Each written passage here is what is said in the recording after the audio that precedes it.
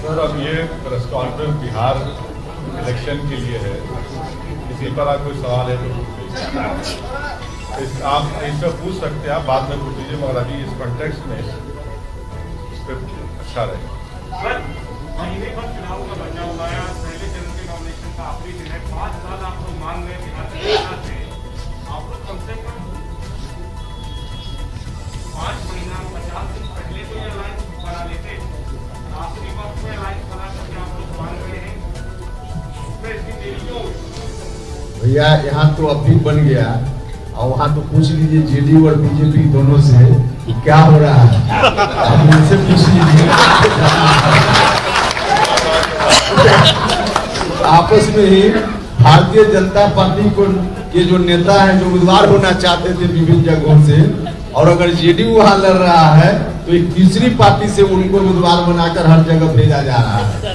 ये कौन सी दोस्ती है, उनसे पूछे। आप भी वही करेंगे तो हम वही नहीं कर रहे हैं, हम वही नहीं, हम तो जुट रहे हैं, वो टूट रहे हैं।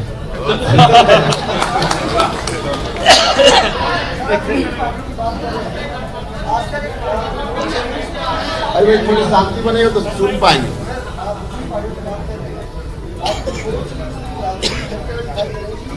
वो वहाँ पे रिम्स में कलेक्टर के घर में है, जिनकी तबीयत खराब है जो भी है, वहाँ पे वो लोगों की टिकट स्क्रीनिंग कर रहे हैं, लोगों से मुलाकात कर रहे हैं, इसलिए कर देंगे।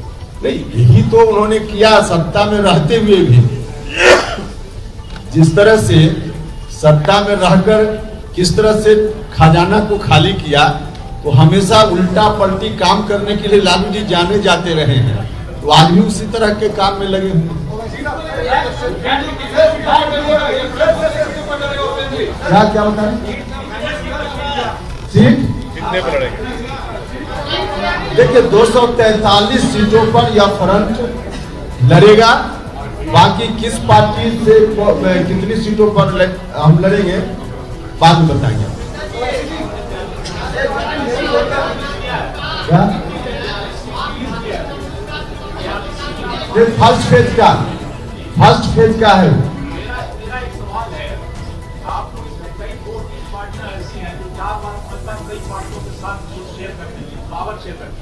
पब्लिक आप कैसे ट्रस्ट करे कि आप पार्टी को काम कितना करेगा, क्योंकि बहुत सारे लोग कुछ अलायंस के अगेंस्ट आप लोग करेंगे, लेकिन आप जाकर उनके वोट में जाकर बैठेंगे, कैसे पब्लिक ट्रस्ट? नहीं, बिल्कुल पब्लिक इसलिए ट्रस्ट करेगी कि हम भी थे एनडीए में, भारत सरकार में मंत्री, लेकिन पार्लियामेंट में भी जब कोई सैद्धांतिक बात होती थी तो उपेंद्र कुशवाहा वहाँ भारतीय जनता पार्टी के सिद्धांतों के खिलाफ भी कलेजा तान कर बोलता था पार्लियामेंट के अंदर, तब भी, और सड़क पर भी हम उस वक्त भी संघर्ष करते थे जब हम एनडीए में थे।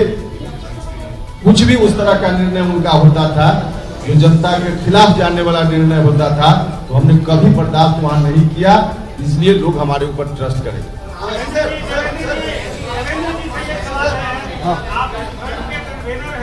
बोलिए अब एक बोले जी ना, अभी यहाँ जो सवाल हो रहा है उधर सवाल हो रहा है, प्लीज आपके एक बार में 2 सवाल कैसे हो? हाँ बोलो। सरकार बनने बनाने की स्थिति आती है बिहार में, आपकी फ्रंट की, तो मुख्यमंत्री का चेहरा कौन होगा? आपको घोषित हो चुका है, फिर रिपीट क्यों कर रहे हैं दोबारा? अभी तो ओबीसी साहब ने स्पष्ट कर दिया है, मुख्यमंत्री का चेहरा उपेंद्र कुशवाहा जी होंगे। बिहार का सीएम कैसा होगा?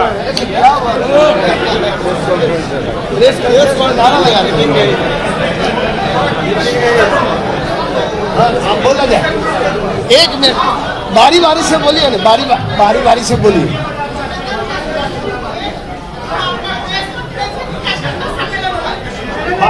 बारी बारी से बोलिए, जो प्रश्न पूछना है पूछिए।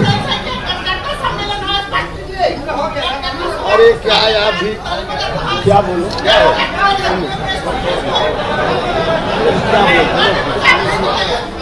चलिए, बहुत धन्यवाद, बहुत बहुत धन्यवाद सब लोग।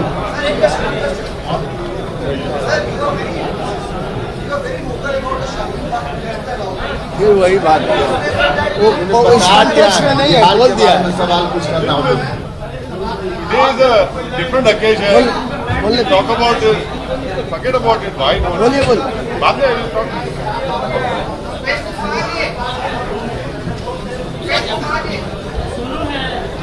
बोलिए, आपको सुन पा रहे आप करीब आइए, करीब आके बोलिए। अरे करीब आइए। To hear you.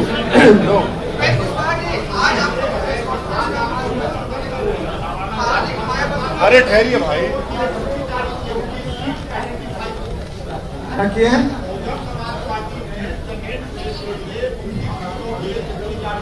हाँ, अरे भैया, बहुत कुछ एक्सरसाइज करने के बाद कोई चीज बनती है। तो आज आपके सामने हम दिख रहे हैं, लेकिन एक्सरसाइज पहले से हो रहा था, इसलिए बीएसपी ने जारी किया है। अरे नहीं भाई, हम लोगों ने मिलकर किया है। मतभेद में होगा कोई जरूरी नहीं है कि जिस समय बीज डालें उसी समय हम आपको बताएं। बीज डालने के बाद जब फल फूलता है तब आपको बता रहे हैं, बस अंतर इतना है। तो आज एक सवाल सुनिए, ओवैसी साहब का सीमांचल में वर्चस्व है, काम कर रही उनकी पार्टी, वहाँ भी आपकी दावेदारी होगी? अरे अभी बिहार में जहाँ जहाँ दावेदारी होगी हम लोग मिलकर उनकी बजाबता आपको बता देंगे कि कहाँ कौन पार्टी चुनाव लड़ रही है, बता दें। थैंक यू चलिए, बहुत धन्यवाद सब लोग।